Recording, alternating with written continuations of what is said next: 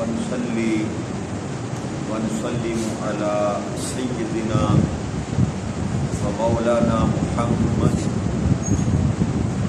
رسول النبي الأمين المكين الحنين الكريم الرؤوف الرحيم أما بعد فأعوذ بالله من الشيطان الرجيم بسم الله الرحمن الرحيم۔ واجب الاحترام ساتھی، اللہ تعالیٰ کا بے پناہ لطف و کرم اور اس کا احسان عظیم ہے کہ جس کی توفیق سے ہم اس کے ذکر کے لیے اس کے گھر میں جمع۔ آج ہم اللہ کی توفیق سے سورہ آل عمران کی آیت نمبر 184 اس سے اپنے سبق کا آغاز کر رہے ہیں۔ اللہ کریم نے ارشاد فرمایا وَإِن كَذَّبُوكَ فَقَدْ كُذِّبَ رُسُلٌ مِّن قَبْلِكَ جَاءُوا بِالْبَيِّنَاتِ وَزُبُورٍ وَالْكِتَابِ الْمُنِيرِ۔ اے میرے محبوب، پھر بھی اگر یہ آپ کو جھٹلائیں، آپ رنجیدہ نہ ہوں۔ آپ سے پہلے بھی بہت سے رسولوں کو جھٹلایا گیا جو واضح نشانیاں اور صحیفے اور روشن کتاب لے کر آئے تھے۔ تو کل ہم نے آیت کریمہ جس پر ہم نے گفتگو اپنی ختم کی تھی، آیت نمبر 183، اس میں نے عرض کی تھی کہ اللہ کریم نے یہ بات سمجھائی کہ یہ جو انکار کرتے ہیں، ہیلے اور بہانے تراشتے ہیں کہ وہ آگ والا معجزہ، وہ قربانی آگ قبول کرنے والا معجزہ اگر آپ دکھائیں گے تو ہم آپ پر ایمان لے کر آئیں گے۔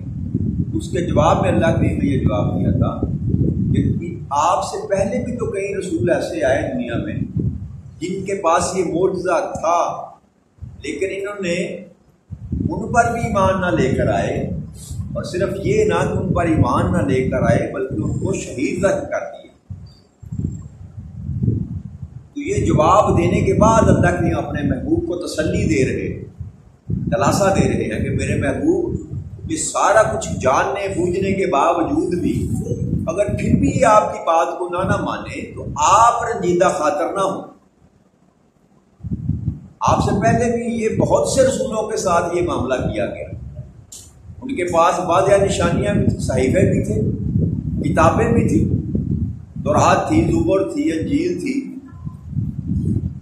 تو انہوں نے باوجود ساری بینات ہونے کے، نشانیاں ہونے کے، موسیٰ علیہ السلام کے ید بیضا کو بھی دیکھا، عصائے موسیٰ کو بھی دیکھا، عیسیٰ علیہ السلام کو مردہ کو زندہ کرتے ہوئے بھی دیکھا، مادرزاد کوڑی کو تندرست کرتے ہوئے بھی دیکھا، لیکن اس کے باوجود یہ بدبخت طبقہ جو تھا نا یہود کا، جو اپنے آپ کو سو کاٹ کہتے تھے کہ ہم اللہ کے لاڈلے ہیں، انہوں نے ہر نبی کا انکار کیا، اور آقا کریم صلی اللہ علیہ وسلم کو انکار کرنے کا محض ایک سبب تھا، اور وہ سبب یہ تھا کہ یہ بنی اسرائیل میں سے ہے، ہم تو اس نبی کے انتظار میں تھے، اس نبی کے انتظار میں تھے، مگر ان کا یہ خیال تھا کہ وہ ہماری نسل میں سے آئیں گے، بنی اسرائیل میں سے آئیں گے۔ فقط ایک وجہ تھی آقا کریم صلی اللہ علیہ وسلم کو نہ ماننے کی، باقی وہ جانتے تھے کہ یہ حق ہے، سچ ہے، اللہ کے نبی ہیں، لیکن اس سبب سے وہ بہانے تراشتے تھے۔ تو آپ غمگین ہوتے تھے کہ آپ لوگوں کو جب سمجھاتے تھے، بات کرتے تھے، تو یاد رکھیے گا یہ بڑا صبر زما کام ہوتا ہے، تبلیغ کا کام، دعوت کا کام جو ہے یہ بڑا صبر زما کام ہوتا ہے۔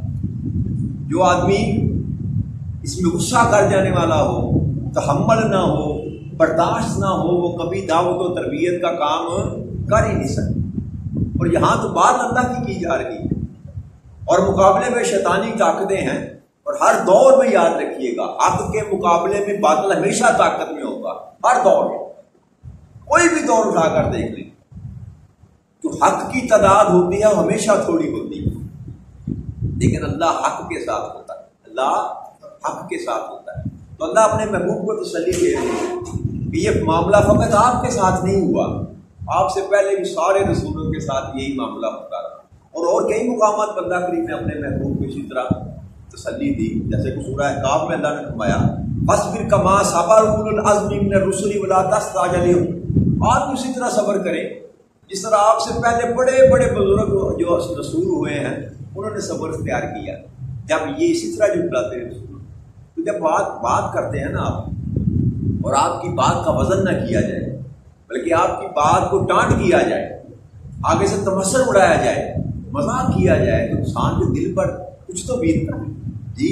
اور پھر پیغام بھی آپ اللہ کا دے رہے ہو، آپ کسی کی بلائی کی بات کر رہے ہو اور وہ آپ کی بلائی کی بات بھی سننے کے لیے تیار نہ ہو، الٹا آپ کو اپنا دشمن جانے، الٹا آپ پر بہتان بازی کرے، آپ پر الزام لگائے، آپ کو جھوٹا کہے، آپ پر تہمت لگائے، تو آپ فیل کر سکتے ہیں کہ انسان کے دل پر کیا گزرتی ہے۔ اور پھر وہ ہستی جو آئی ہی دنیا میں انسانوں کی نجات کے لیے تھی، جب وہ دیکھتے تھے آقا کریم صلی اللہ علیہ وسلم کہ یہ جہنم کی طرف جا رہے ہیں، میں ان کو روکتا ہوں، یہ میری بات سنتے نہیں، تو آپ غمگین ہو جاتے، آپ پریشان ہو جاتے۔ تو اللہ کریم کہہ رہے ہیں میرے محبوب آپ رنجیدہ نہ ہوگا۔ یہ محض آپ کے ساتھ انہوں نے معاملہ نہیں کیا، ہر رسول کے ساتھ اسی طرح یہ معاملہ کرتے ہیں۔ کل نفس ذائقۃ الموت فإنما توفون أجوركم يوم القيامة فمن زحزح عن النار وأدخل الجنة فقد فاز وما الحیاۃ الدنیا الا متاع الغرور۔ ہر جان موت کا مزہ چکھنے والی ہے، اور تمہارے اجر پورے کے پورے تو قیامت کے دن ہی دیے جائیں گے۔ بس جو کوئی دوزخ سے بچا لیا گیا اور جنت میں داخل کیا گیا وہ واقعتاً کامیاب ہو گیا، اور دنیا کی زندگی دھوکے کے مال کے سوا کچھ بھی نہیں۔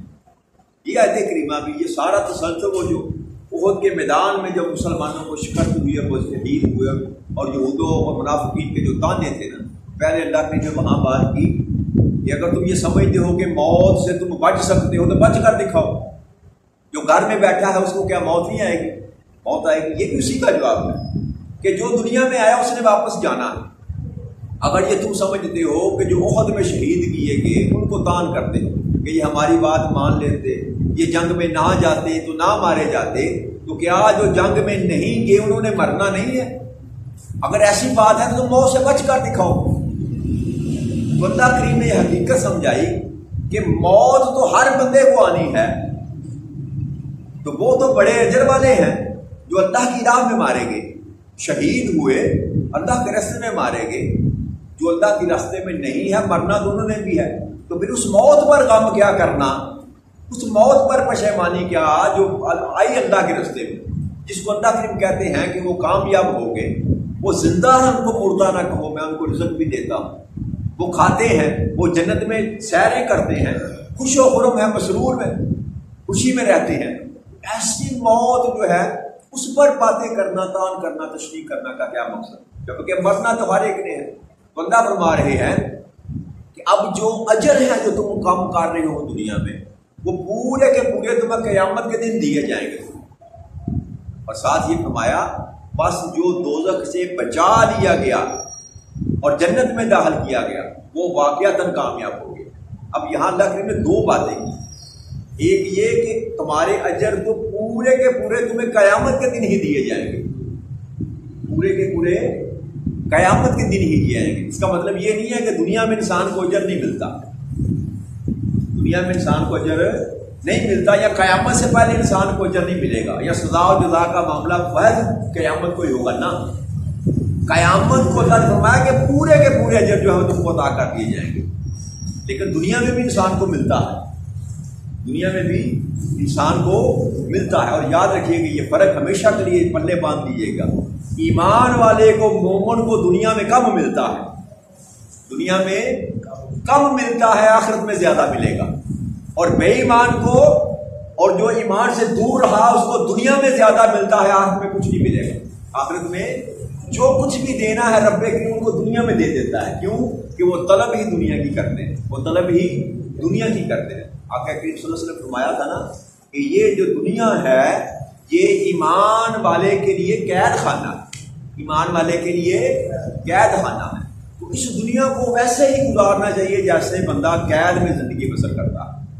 ایمان والے کی تو یہاں سے رخصتی جو ہے وہ ایسے ہی ہے جیسے بندہ جیل سے نکل کر واپس اپنی دنیا میں جاتا ہے۔ اور یہ حقیقت ہے کہ ہم یہاں پر آئے ہی چند دنوں کے لیے ہیں، چند دنوں کے لیے ہیں۔ تو یہ دنیا جو ہے یہ دل لگانے کی جگہ نہیں ہے، دل لگانے کی جگہ نہیں ہے۔ آگے اللہ نے فرمایا کہ جو کوئی دوزخ سے بچا لیا گیا، جس کو اللہ کریم نے یہ توفیق بخشی، جس پر اپنا رحم کیا، فضل کیا، کرم کیا اور اس کو ایمان کی دولت نصیب کر دی، اللہ نے اس کو بچا لیا، دوزخ سے بچا لیا گیا اور جنت میں داخل کر دیا گیا۔ اب دونوں متضاد چیزیں ہیں، ایک دوزخ سے بچنا اور ایک جنت میں داخل ہونا، ایک جنت میں داخل ہونا۔ پہلے دوزخ سے بچاؤ کا سامان کیا جاتا ہے، پہلے دوزخ سے ایسے احکامات جو اللہ کریم نے دیے جو اس بات کا سبب بنتے ہیں کہ انسان دوزخ کا ایندھن بنے، اس سے رک جانا، اور یہ اللہ کی توفیق کے بغیر ممکن نہیں ہے۔ ہر ایک بندے پر جو ہے نا پیغام پہنچایا جاتا ہے، ہر ایک کان میں آواز جاتی ہے، لیکن ابو جہل کے مقدر میں ایمان نہیں تھا، نہ اس کو نصیب ہوا۔ تو یہ اللہ کی طرف سے فیصلے ہوتے ہیں۔ جو بندہ چاہت نہیں رکھتا، طلب نہیں رکھتا، جو محبت نہیں رکھتا سینے میں، اس کو کبھی اللہ کریم نوازتے نہیں ہے۔ کیا ایمان کی دولت سے نہیں نوازتے؟ ایمان کی دولت سے تو میں نے پہلے بھی آپ سے عرض کی تھی کہ دو محبتیں ایک دل میں اکٹھی نہیں رہ سکتی، دو محبتیں، دو چاہتیں ایک دل میں اکٹھی نہیں رہ سکتی۔ دنیا کی محبت اور آخرت کی محبت، دنیا کی محبت اور آخرت کی محبت، یہ دونوں اکٹھی نہیں ہو سکتی۔ جو دنیا کی محبت میں گرفتار ہو گیا وہ مارا گیا، وہ مارا گیا، اور جو آخرت کی محبت میں گرفتار ہو گیا، اللہ نے فرمایا واقعتاً وہ کامیاب ہو گیا، وہ دوزخ سے بچا لیا گیا اور جنت میں داخل کر دیا گیا۔ اور اللہ نے اس پر سند عطا فرما دی کہ جو دوزخ سے بچ گیا اور جس کو جنت میں داخلہ مل گیا وہ واقعتاً کامیاب ہو گیا، وہ واقعتاً کامیاب ہو گیا۔ اور دنیا کی زندگی دھوکے کے مال کے سوا کچھ بھی نہیں۔ یہ دوسری حقیقت ہے جس سے ہم نظریں چراتے ہیں۔ ایک یہ حقیقت کہ ہم نے مرنا ہے، کل نفس ذائقۃ الموت، یہ ایک ایسی حقیقت ہے جس کو ہم ماننے کے لیے تیار، ہم زندہ رہنے کے لیے زندہ ہیں، جیسے ہم نے مرنا ہی نہیں۔ ہم میں سے کوئی ایک ایسا نہیں ہے جو اس حقیقت کو جان کر زندگی بسر کرے کہ میں نے مرنا ہے۔ جس کو یہ خبر ہونے کہ میں نے مرنا ہے وہ کبھی غفلت میں اپنے زندگی کے لمحات کو ضائع نہیں کرتا۔ میں نے پہلے بھی آپ سے ایک قول عرض کیا تھا علی کرم اللہ وجہ کریم کا، کہ آپ سے کسی نے سوال کیا کہ انسان کی توبہ کا سب سے بہترین وقت کون سا، تو آپ نے فرمایا کہ موت سے قبل، موت سے قبل۔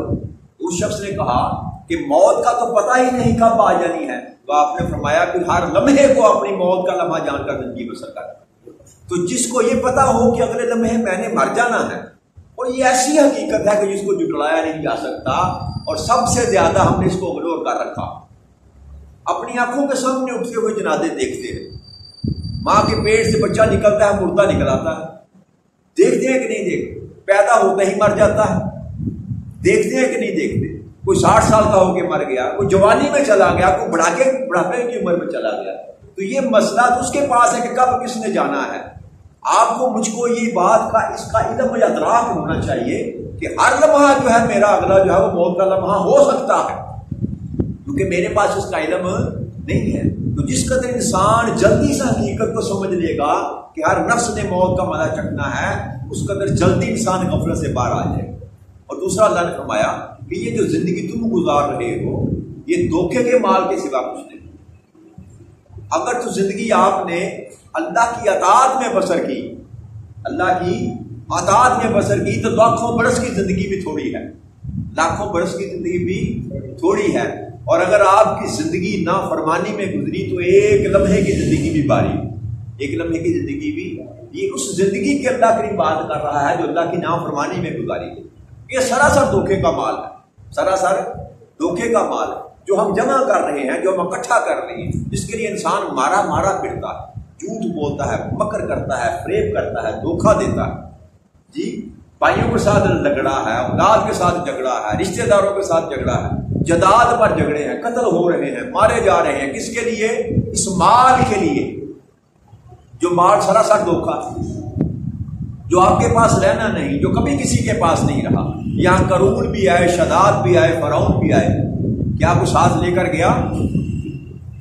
کوئی ساتھ لے کر نہیں جاتا۔ اس سے بڑا انسان کے لیے دھوکا اور کیا ہے کہ یہ میرا ہے، یہ میرا ہے، اس سے بڑھ کر انسان کے لیے کوئی اور دھوکا نہیں ہے۔ تو یہ دو حقیقتیں جس قدر انسان جلدی جان لے، ایک کیا کہ زندگی جو ہے وہ ایک لمحے کی امانت ہے، ایک لمحے کی بات ہے، اگر سانس آ گئی تو زندگی، نہ آئی تو موت۔ اس حقیقت کو انسان جان لے تو تب بھی وہ کامیابی کی طرف اپنا سفر شروع کر لیتا ہے۔ اور اگر اس حقیقت کو بھی جان لے کہ دنیا میں جو کچھ بھی ہے حقیقت میں اس کا مالک بھی اللہ ہے اور وارث بھی اللہ ہے، تو پھر انسان کبھی دولت کے پیچھے بھاگتا نہیں، توکل کرتا ہے اس کی ذات پر، مولا جو تو ہی دینے والا ہے، جس کا تو چاہتا ہے عطا کر دے، بس مانگنا اس سے چاہیے، دنیا بھی مانگنی چاہیے۔ یہ نہیں کہ دنیا مانگنے سے اللہ نے خود ہی دعا سکھلائی، ربنا آتینا فی الدنیا حسنۃ وفی الآخرۃ حسنۃ، اے رب کریم ہمیں دنیا میں بھی بہتری عطا فرما اور آخرت میں بھی بہتر ہے جو عطا فرما۔ دنیا بھی مانگنی چاہیے، لیکن انسان کا فوکس جو ہے وہ دنیا نہیں ہونا چاہیے، انسان کا فوکس دنیا نہیں ہونا چاہیے، آخرت ہونی چاہیے۔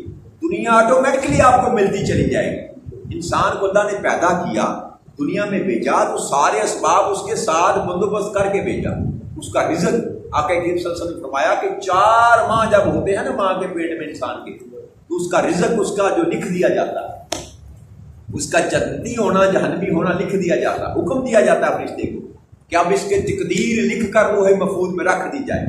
اس کا رزق، اس کا بد ہونا، نیک ہونا، جنتی ہونا، جہنمی ہونا، اور اس کی موت کا لمحہ یہ اس کی پیدائش سے قبل لکھ دیا جاتا ہے۔